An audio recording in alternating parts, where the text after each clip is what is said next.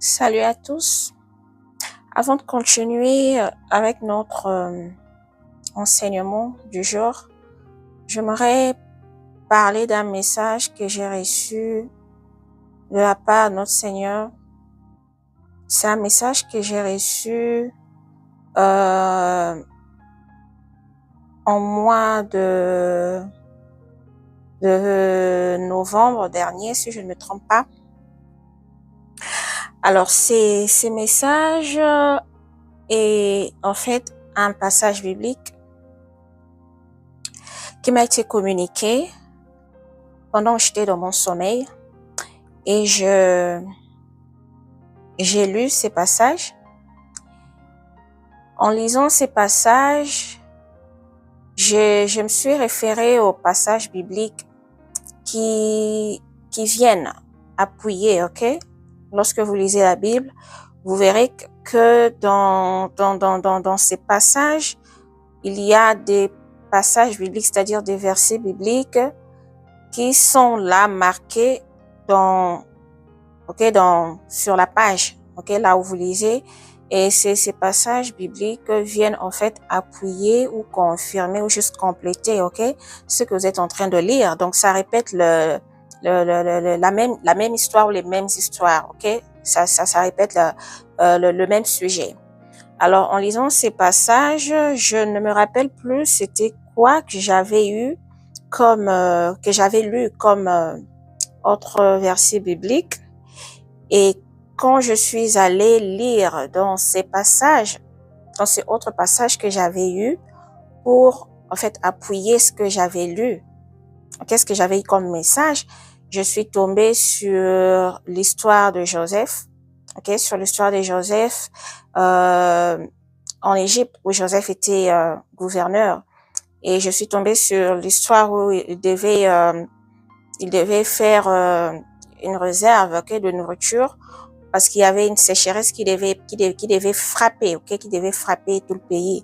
Alors, l'Éternel lui avait recommandé de faire une grande réserve pour ces 7 ans de sécheresse qui devaient arriver dans le pays. Donc, c'était par rapport au songe qu'avait eu le roi, ok, qu'avait eu le roi à cette époque-là.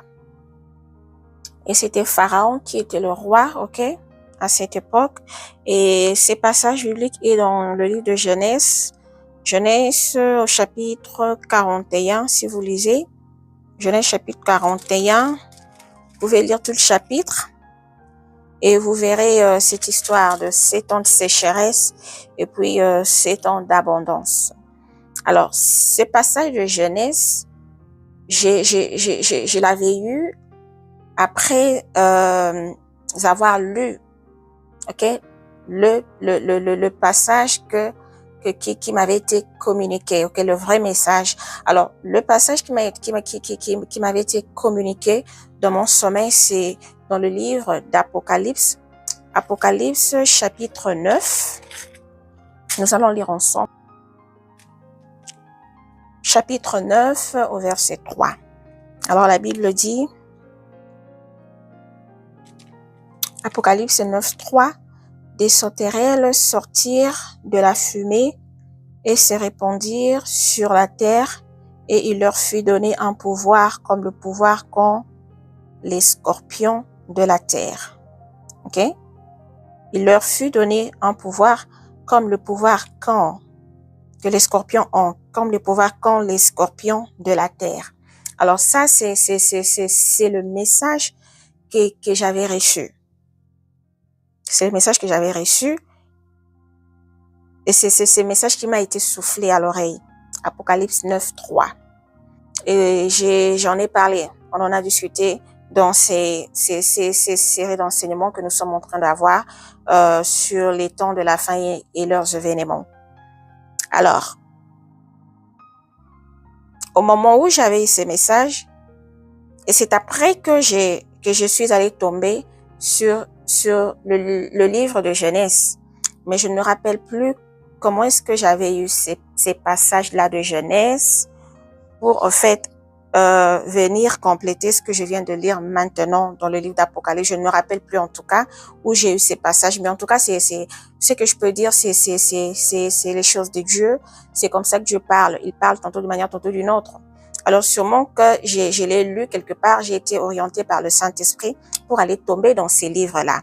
Alors comme j'ai dit qu'il y a des passages bibliques lorsque vous lisez, il y a des versets, des passages bibliques, vous pouvez voir là où vous lisez, il y a des versets bibliques qui sont soit au-dessus de ces sujets que vous êtes en train de lire ou en bas du sujet, ok, de la page, vous verrez, il y a des versets qui sont mis là, qui viennent justement appuyer ce que vous êtes en train de lire ou compléter ou affirmer. Alors, je ne sais plus comment j'avais reçu l'autre passage qui est du livre de Genèse. Alors, ce que je vais dire ici est que c'est un message que l'Éternel voulait que je puisse passer à vous tous qui me suivez et vous aussi à votre tour, vous pouvez le passer aussi aux autres. Ici, l'Éternel est en train de prévenir les choses à venir, les choses qui doivent arriver par la suite, les choses qui doivent arriver dans la suite de temps. Alors, lorsqu'on parle de sauterelles ici, nous allons voir ce que représentent ces sauterelles et nous allons lire dans le livre de Joël. Joël chapitre 1, si vous commencez à partir du premier verset, vous pouvez tout lire si vous voulez. Lorsque vous lisez ici la Bible, le sujet de ces chapitres, ok, du livre de Joël, il s'agit des sauterelles, l'image de l'invasion assyrienne. Alors ici, les sauterelles veulent représenter des armées, ok, des armées, des militaires. Il s'agit ici d'une invasion, c'est-à-dire d'une attaque, ok. Donc c'est des choses que Dieu est en train de prévenir à l'humanité, des choses qui doivent arriver dans les jours à venir.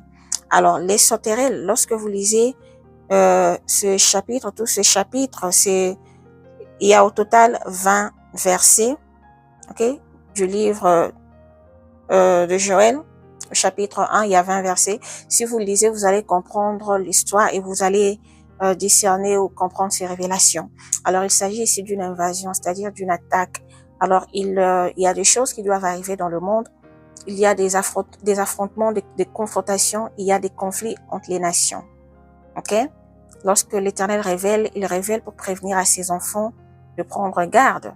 Lorsque vous restez accroché à Dieu, accroché à notre Seigneur Jésus-Christ, il sera toujours là pour subvenir à tous vos besoins. Vous ne manquerez de rien, mais seulement Dieu veut que nous puissions prendre conscience, que nous puissions prendre garde, que nous nous préparions pour ces événements qui doivent arriver. C'est des choses qui sont écrites dans la Bible, c'est des prophéties qui doivent s'accomplir, donc on n'y peut rien et on n'y échappe pas. C'est des prophéties qui doivent s'accomplir. Alors, ces sauterelles représentent des armées. Ces sauterelles représentent des militaires. Ok? Alors, lorsque vous retournez dans le livre d'Apocalypse, chapitre 9, au 3e verset où je lis, où la parole dit, des sauterelles sortirent de la fumée et se répandirent sur la terre et il leur fut donné un pouvoir comme le pouvoir qu'ont les scorpions de la terre. Alors, vous savez, le scorpion fait mal. Lorsque le scorpion vous mord, vous avez mal. Le scorpion ne vient pas pour vous faire plaisir. Le scorpion vient pour en fait, vous embêter, pour, en fait, vous mettre mal à l'aise, s'il faut définir, le rôle d'un scorpion, voyons, dans ces sens-là. Alors, vous comprenez que ces sauterelles représentent les armées, représentent les militaires. Et si nous allons chercher d'autres passages qui parlent toujours de ces sauterelles, nous pouvons aller dans le livre d'Exode, chapitre 10, du 11e au 15e verset, où l'Éternel a recommandé à Moïse d'étendre sa main sur le pays d'Égypte. Et nous sommes ici, l'Éternel dit à Moïse, étends ta main sur le pays d'Égypte et que les sauterelles montent sur le pays d'Égypte, qu'elles dévorent toute l'herbe de la terre, tout ce que la grêle a laissé. Alors vous voyez ici, les sauterelles viennent lorsqu'elles viennent elle dévore elle dévore l'herbe, en fait, elle abîme tout ce que vous avez comme nourriture, tout ce que vous avez comme feuilles, ok? Le paysage est pollué, ok? Alors, ce que cela veut dire est que il y a des conflits qui vont arriver, ok? Et nous savons tous que généralement, lorsqu'il y a une guerre dans une nation ou quelque part, après la guerre, c'est le chaos. C'est le chaos qui vient. C'est la famine, c'est la sécheresse, c'est tout ce qui va avec. Alors, vous comprenez qu'après ces conflits, après tout ce qui se passe dans le monde déjà, tout ce que nous vivons déjà, nous le voyons sous nos yeux, et il y a encore des choses qui doivent arriver, des confrontations des nations. Et après ces confrontations, il y aura une grande famine qui va frapper sur l'étendue de la terre. La famine va frapper et la nourriture deviendra difficile. Ok? Donc c'est en fait les sauterelles qui viennent dévorer l'herbe. C'est-à-dire que ces troubles qui va prendre place sur la terre emmènera la sécheresse. Emmènera la sécheresse. Voilà pourquoi les Écritures disent les sauterelles viennent pour dévorer l'herbe. Donc, ces troubles emmènera la sécheresse, ces troubles emmènera la famine. Alors, ces messages, je voulais juste le passer pour que nous puissions rester sur nos gardes, que nous puissions nous préparer. C'est normal, étant enfant de Dieu, on peut aussi prévenir, ok? Prévenir, rester éveillé, rester branché ou à l'écoute des infos et tout. Tout ce qui nous entoure, qui peuvent nous donner une leçon, ok, qui peuvent nous prévenir de quelque chose, nous restons éveillés en tant qu'enfants de Dieu. Donc voilà ce que je peux donner comme message. Donc c'est des choses qui vont bientôt arriver par la suite. Alors préparons-nous en tant qu'enfants de Dieu. S'il faudra faire des provisions, s'il faudra faire tout ce qu'on peut faire, ok, stocker des aliments qui ne sont pas périssables, qui peuvent rester des mois, que vous pouvez garder des mois, voire même des années, il y en a, de boîtes de conserve. Essayez d'avoir quelque chose à la maison, ok? Puisqu'on ne sait pas, on ne connaît ni l'heure ni le temps, mais est-ce que nous devons savoir que les jours sont mauvais? Alors, je voulais juste passer ces messages à tout le monde afin que nous puissions rester éveillés. Ok, bien, nous allons maintenant passer rapidement à notre enseignement du jour. Je vais mettre la caméra sur les Écritures et nous allons lire ensemble. Bien, comme je le disais tantôt, je vais encore marteler un peu là-dessus. Vous savez, dans la vidéo précédente, nous avions lu sur cette histoire des chevaux, ok? Des chevaux dans le livre d'Apocalypse, nous avions lu et nous avions lu ces différents chevaux. Et il y a l'un d'eux qui va emmener la famine, ok, sur la terre. J'avais dit que ces chevaux représentaient des esprits, ok, ce sont des esprits. Bien. Alors, comme nous savons tous la guerre, lorsqu'il y a la guerre dans un pays, après la guerre, il y a une crise alimentaire qui vient frapper ce pays qui a été en guerre. Alors, je crois que nous pouvons toujours prévenir, ok, mieux vaut prévenir que guérir, comme on le dit. Alors, ayez toujours quelque chose, ok, une réserve, ayez toujours quelque chose stocké dans la maison. Même s'il faut manger tous les jours, mais ayez toujours un peu de réserve, quelque part où vous stockez, ok, dans votre magasin, des aliments que vous stockez, que vous mettez à côté. Puisqu'on ne sait jamais quand est-ce que votre pays où vous êtes, où vous habitez, on ne sait jamais quand est-ce que cette crise pourrait vous frapper. Alors, Dieu étant amour, il nous révèle des choses et il veut que ses enfants prennent garde, que ses enfants se préparent. C'est un Dieu qui pourvoit, c'est un Dieu qui est capable de tout. Alors, vous verrez vous-même que cela ne vous impacterait pas très fort car vous êtes avec Dieu, vous êtes avec le Seigneur. Donc Dieu pourvoit toujours pour ses enfants. Et le peu que vous avez, vous verrez que ça suffirait pour vous et votre famille. Ok? Car l'Éternel viendra en aide. Il ne laisse jamais ses enfants. C'est seulement qu'il faut rester éveillé. Il nous prévient, il nous parle de choses qui doivent arriver car ces choses doivent bel et bien arriver. Alors, la fois dernière, nous avions lu dans le livre d'Apocalypse, chapitre 5, à partir du 9e verset, où nous avions parlé de ces âmes qui étaient en repos et qui réclamaient, la vengeance de l'Éternel sur les hommes, sur les hommes qui étaient coupables, ces hommes qui ont fait verser leur sang. Et l'Éternel avait répondu s'il pouvait, qu'ils devaient encore rester un peu de temps dans leur repos, jusqu'à ce que le nombre de leurs compagnons de service soit accompli.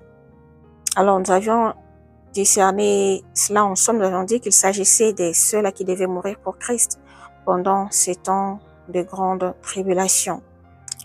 Alors, nous l'avions aussi confirmé, toujours dans le livre d'Apocalypse, dans le chapitre 13, à partir du 16e ou du 7e verset, où l'on dit que la bête, après avoir été irritée, de la femme qui a enfanté l'enfant qui a été enlevé vers le ciel, vers Dieu, et la bête s'est irritée contre cette femme, et cette femme qui a été gardée loin de la bête, et que la bête ne pouvait pas atteindre, alors la bête s'est décida d'aller faire la guerre à la postérité de cette femme.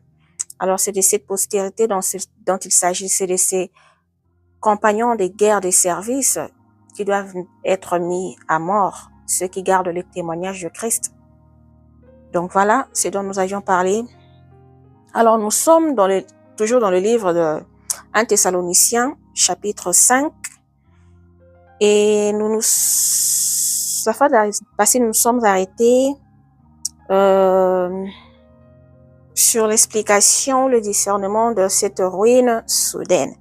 Nous en avions discuté en long et à large, nous en avions donné quelques points, ce que cette ruine pouvait représenter. Nous en avions parlé. Alors aujourd'hui, nous allons juste lire le reste de ces versets et puis passer à un autre point. Donc c'est à partir du 1er verset jusqu'au 11e. Alors nous continuons, la suite nous dit, que cette ruine, cette ruine tombera sur les hommes, Lorsqu'on parle des hommes, j'avais dit qu'il s'agit des nations, il s'agit des royaumes, il s'agit des hommes influents de la terre, des autorités influentes de la terre, des personnes qui ont un mot à dire, des personnes qui dirigent, il s'agit des organisations, il s'agit des organismes, il s'agit des plateformes, différentes plateformes, des personnes qui dirigent le monde. Alors, ce sont là les hommes. Et nous avions expliqué dans la vidéo précédente ou dans quelques de ces vidéos passées, nous avions expliqué et nous avions essayé de comprendre et discerner les Écritures. Alors, ici, lorsque la suite dit que cette ruine le surprendra comme les douleurs de l'enfantement surprennent la femme enceinte et ils n'échapperont point. Vous savez que lorsque la femme est enceinte, elle ne peut pas échapper à ses douleurs. Donc, ce qu'elle a à faire, c'est d'accoucher. Si elle accouche, c'est là qu'elle peut souffler, c'est là qu'elle peut respirer, qu'elle peut avoir son repos. Donc, vous comprenez qu'il s'agit d'une ruine qui, que vous soyez, quoi que vous fassiez, vous n'allez pas échapper à cela. Vous n'échappez pas. Donc, vous êtes là et vous devez faire face à cette ruine. Vous devez expérimenter, vous devez éprouver cette ruine. Et on dit que les hommes n'échapperont point. Donc, comprenons que c'est une prophétie déjà scellée, arrêtée par Dieu, et cela doit prendre place. Alors, la suite dit, mais vous, frères, vous n'êtes pas dans les ténèbres pour que ces jours vous surprennent comme un voleur. Alors, ce que cela veut dire, mais vous, frères, ici, il s'agit, ici, Timothée est en train de parler aux Thessaloniciens, quand il dit vous, frères. Donc, nous qui sommes frères, c'est-à-dire nous qui appartenons à l'Éternel, nous qui appartenons à Jésus-Christ, nous qui croyons en lui, nous ne sommes pas dans les ténèbres pour que ce jour nous surprenne comme un voleur. Pour que ce jour, de quel jour dont il s'agit ici? Le jour de l'Éternel. Que ce jour ne soit pas pour nous un jour de surprise. Car étant enfants de Dieu, nous sommes appelés à être prêts tout le jour de notre vie. Nous sommes appelés à laver nos robes tout le jour de notre vie. Nous n'avons pas à nous inquiéter ou à nous poser de questions sur le jour de la venue de notre Seigneur Jésus-Christ. Et nous ne sommes pas dans les ténèbres. Donc, être dans les ténèbres ici, c'est-à-dire être dans la perdition. C'est-à-dire être dans l'égarement, c'est-à-dire être dans la vie des péchés, dans la corruption, dans l'idolâtrie, dans toutes ces choses, ces mauvaises choses, ok? Comme nous avions dit dans la vidéo précédente, que l'Éternel reviendra comme un voleur dans la nuit. Et nous avions défini la nuit, nous avons essayé d'expliquer cette nuit, ce que cette nuit représentait ici. Nous avons discerné ensemble, nous avons dit la nuit veut représenter les ténèbres, la nuit veut représenter les problèmes, la nuit représente les dégâts, les conflits, les guerres et tout ce qu'il y a dans le monde, les péchés, tout ce qu'il y a dans le monde, l'égarement, ok, la corruption, tout ça là, tout représente la nuit. Et voilà pourquoi les Écritures nous disent ici, vous n'êtes pas dans les ténèbres, c'est-à-dire que vous n'appartenez pas à ces mauvaises choses. Vous n'êtes pas supposé faire ou pratiquer ces choses, car vous êtes les frères, vous appartenez à Christ, ok? Alors, puisque ces ténèbres ne peuvent pas vous dominer, c'est-à-dire que vous êtes supposé rester éveillé. Vous êtes entouré des ténèbres, nous vivons tous dans ce monde où il y a les ténèbres. Nous traversons tous le feu, mais nous ne brûlons pas. Ok? Car nous avons Christ, nous croyons en Christ. Alors ce jour ne peut pas nous surprendre comme un voleur, puisque nous sommes appelés à être conscients. Ok? Que lorsque nous sommes dans les ténèbres, dans la nuit, c'est le moment où notre Christ devra normalement revenir. Donc nous sommes appelés à rester éveillés. Alors ce jour ne peut pas nous surprendre comme un voleur, car nous ne sommes pas dans les ténèbres. Et la suite dit, vous êtes tous des enfants de la lumière et des enfants du jour. Donc des enfants de la lumière, c'est-à-dire des enfants qui appartiennent à l'Éternel. Car Christ est lumière, il est la lumière du monde. Donc étant avec Christ, étant enfant de Dieu, étant en Christ, Christ en vous, donc vous êtes éclairés. Donc combien même que nous traversons tous dans les ténèbres, mais nous voyons clair. Nous comprenons les choses, nous pouvons discerner, nous pouvons comprendre les saisons, nous pouvons comprendre les temps que nous traversons, car Christ est lumière, il nous éclaire les choses à venir. Il nous parle, il nous révèle les choses à venir. Donc nous sommes dans la lumière, nous comprenons les temps, nous comprenons le moment, les événements, tout ce qui se passe autour de nous, nous comprenons à quel moment est-ce que nous sommes. Nous sommes dans la lumière, nous marchons, nous voyons clair où mettre nos pas et où ne pas mettre nos pas. Donc voilà pourquoi on dit que vous êtes des enfants de la lumière et des enfants du jour. Ok? Du jour, c'est-à-dire pas de la nuit. Des enfants du jour, des enfants qui marchent dans la crainte de l'Éternel, des enfants qui gardent Jésus en eux. Ok? Et nous ne sommes point de la nuit ni des ténèbres. Ok? Ok, vous êtes tous des enfants de la lumière et des enfants du jour. Nous ne sommes point de la nuit ni des ténèbres. Donc, c'est-à-dire que tout ce qui se passe dans le monde, cette période de nuit, les guerres, les conflits, le problème, tout, nous, en tant qu'enfants de Dieu et aussi longtemps que nous restons accrochés à Jésus, ces fléaux, ces vents et tempêtes ne nous frapperont point. Nous ne serons pas frappés car nous ne sommes point de la nuit. Nous ne sommes pas appelés à être frappés ou à subir. Non, nous sommes juste là appelés à garder la foi, la tête haute, à traverser ces vents, à traverser dans ce feu avec Christ. Nous traversons mais nous ne brûlons pas. Ok? Car nous ne sommes point de la nuit. Ces fleuves ne sont pas destinés aux enfants de Dieu. Alors, si vous voulez garder cette protection, si vous voulez être épargné de tous ces vents, de toutes ces choses qui doivent arriver dans le monde, vous devez garder Christ dans votre vie, dans la vérité, dans la sincérité, l'accepter dans votre vie, marcher avec Christ. Ok? Vous traversez cette nuit, mais vous n'êtes point de la nuit, ni des ténèbres. Vous traversez dans les ténèbres, mais vous n'êtes pas des ténèbres. Vous ne pratiquez pas les ténèbres dans votre vie. Et c'est là où nous bénéficions de la protection de notre Dieu. Et nous n'avons pas à nous inquiéter. Que le bruit aille du nord au sud, de l'est à l'ouest. Nous gardons notre calme, la foi, car nous savons que nous avons la protection divine. La protection de notre Dieu, de notre Seigneur Jésus-Christ. La suite dit, nous dormons donc au point comme les autres. Donc, c'est-à-dire, nous restons éveillés, nous observons tout ce qui se passe tout autour de nous. Nous ne dormons point, que ce soit un sommeil spirituel. Vous devez travailler votre spiritualité. Que vous n'ayez pas ce sommeil spirituel ni ce sommeil physique. Nous restons éveillés, donc nous ne marchons pas comme des animaux. Nous restons éveillés, nous observons les temps, les saisons, tout ce qui se passe autour de nous et nous restons éveillés spirituellement, autant spirituellement que physiquement, ok? Donc nous restons éveillés, nous ne dormons point. Mais veillons et soyons sobres. Voilà.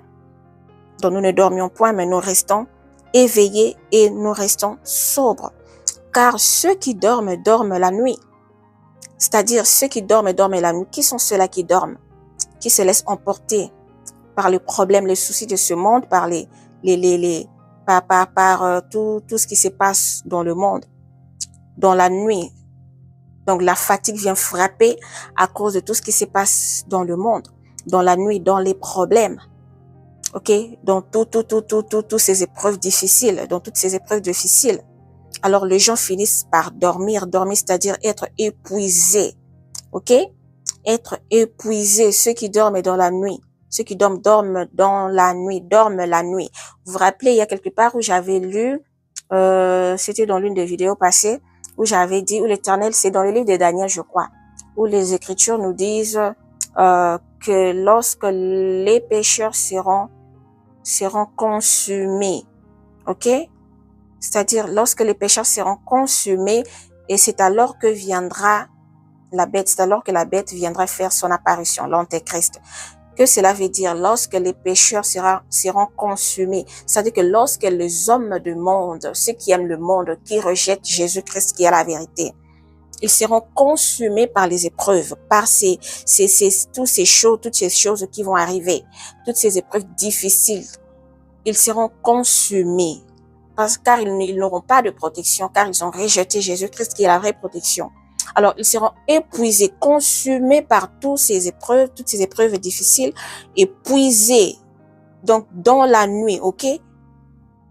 Ils vont s'enivrer dans la nuit, ok? Ils s'enivrent la nuit dans les problèmes. Mais nous qui sommes éveillés, qui restons sobres, nous n'allons pas sentir cela. Nous allons garder juste la tête haute et garder la foi. Ce qui est très important, nous gardons la foi et nous croyons que notre protection, c'est Jésus-Christ. Voyez-vous? Alors, voilà pourquoi on dit, car ceux qui dorment la nuit. Ils seront consumés, épuisés par toutes ces épreuves. Et la suite dit, mais nous qui sommes du jour, soyons sobres, ayant revêtu la cuirasse de la foi et de l'amour. Voyez-vous ce que je viens de dire? Revêtu la cuirasse de la foi et de l'amour. Voilà ce qui va retenir, va nous soutenir durant toutes ces épreuves. Nous gardons la foi et nous gardons l'amour entre nous. Ok? Entre nous, entre frères. Nous gardons cette attitude d'amour, cette attitude de paix, cette attitude calme. Ok? Et ayant pour casque l'espérance du salut. Vous espérez le salut, c'est-à-dire la liberté, c'est-à-dire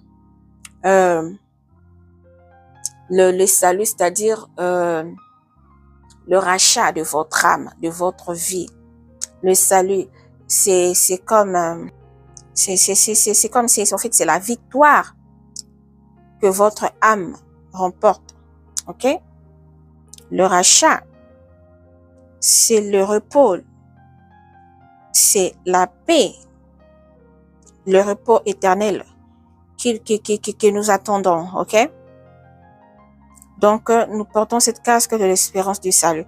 Donc, vous comprenez que, puisque les Écritures nous recommandent d'avoir pour casque l'espérance du salut, la foi et l'amour. Pourquoi cela? Parce que l'Éternel sait que nous allons traverser des épreuves qui ne seront pas faciles. Voilà pourquoi ces choses nous ont été recommandées. Nous ont été, ok, recommandées, strictement recommandées. Parce que pendant ce temps ici, il y a des épreuves dures qui se passent. Il y a des épreuves difficiles. Vous comprenez pourquoi ces choses nous ont été recommandées par l'Éternel. Donc, voyez-vous déjà que c'est une période que nous allons traverser dans la nuit. Et la suite dit, car Dieu ne nous a pas destinés à la colère. Voilà pourquoi je dis ici, quand vous remontez, lorsque les Écritures disent que nous ne sommes point de la nuit ni de ténèbres. Ok? Ne dormons donc point comme les autres. Nous ne sommes point de la nuit ni des ténèbres. Donc, c'est-à-dire, ces épreuves ne nous ont pas été destinées. Étant enfants de Dieu, automatiquement, nous bénéficions de la protection, de l'aide de notre Seigneur Jésus-Christ. Alors, ce sont des choses colériques qui arrivent et nous ne sommes pas destinés à tout cela. Car Dieu ne nous a pas destinés à la colère. Alors, nous ne sommes pas ces pécheurs qui doivent être consumés ou enivrés ici dans la nuit, épuisés, abattus. Non. Mais à la possession du salut par notre Seigneur Jésus-Christ. La possession du salut par notre Seigneur Jésus-Christ, c'est-à-dire les saluts, nous possédons les saluts par notre Seigneur Jésus-Christ, lui qui est notre Messie, qui revient pour prendre l'Église, qui revient pour enlever l'Église. Voilà, donc nous gardons la foi, car notre salut est proche, dure pendant ces temps de la nuit, qui nous dit ici que notre Seigneur reviendra comme un voleur dans la nuit. Donc pendant cette période de la nuit, il y a des choses qui nous ont été recommandées, que nous devons garder, qui nous ont été recommandées ici, qui sont très importants. La foi, l'amour, ok? Casque d'espérance du salut, ok? La cuirasse de la foi. Les choses qui nous ont été recommandées sont très importantes pendant cette période de la nuit, pendant cette période des épreuves difficiles. Car nous n'avons pas à craindre, à paniquer, car nous ne sommes pas destinés à la colère, mais à la possession du salut. Donc, il y a la possession du salut ici, c'est-à-dire notre repos, le salut de notre âme, le repos de notre âme. Ok, le rachat de notre âme qui arrive, donc le Seigneur vient prendre l'Église. Alors ça veut dire que nous devons tenir tête haute, nous devons tenir ferme. Ok, garder la foi et faire face à cela, traverser le feu ensemble avec les autres, mais tout en gardant la foi. Ok, par notre Seigneur Jésus-Christ, qui est mort. La suite dit, qui est mort pour nous, afin que soit que nous veillions, soit que nous dormions, nous vivions ensemble avec lui. C'est pourquoi exhortez-vous réciproquement et édifiez-vous les uns les autres comme en réalité vous le faites. Donc voilà. Donc nous allons rester la tête haute afin que nous soyons que soit que nous veillons, donc nous restons éveillés, ou soit que nous dormions. Alors c'est à nous de choisir. Nous ne choisissons pas de rester endormis, car nous ne sommes pas des ténèbres ni de la nuit, mais nous restons éveillés. Ok? Éveillés. Et nous vivons ensemble avec lui. Et nous continuerons à nous exhorter malgré tout ce qui peut arriver. Donc, c'est comme je le fais maintenant là. C'est ce que nous recommande la parole de Dieu. Donc, voilà ce que je peux dire.